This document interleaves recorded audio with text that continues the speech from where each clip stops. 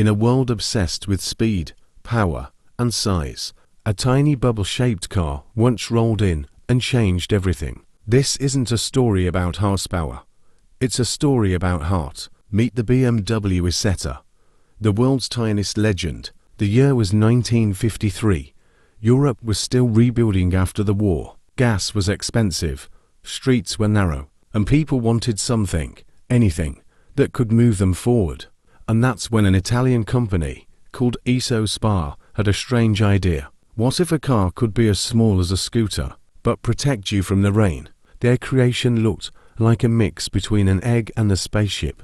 One door right at the front, tiny round windows, and an engine smaller than your hairdryer. It was called the Isetta, Italian for Little Iso. Now, fast forward 2 years. In Germany, BMW was on the edge of bankruptcy. Their luxury cars weren't selling, and the world was moving toward cheaper, smaller vehicles. When BMW engineers saw the Isetta, they didn't laugh, they saw hope. They bought the design rights, rebuilt it from the ground up, and gave it a heartbeat. A 247cc single-cylinder motorcycle engine that could push this micro machine to a thrilling 50 km/h. It wasn't fast, it wasn't luxurious, but it was perfect. With just 3 liters of fuel per 100 kilometers, the Isetta became the most efficient car in the world. Families who could never dream of owning a BMW finally could. It was affordable, adorable, and surprisingly practical,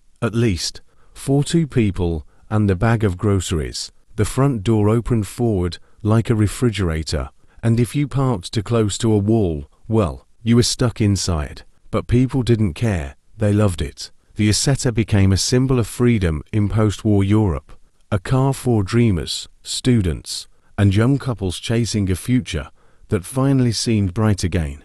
And then came the headlines. The Isetta saves BMW.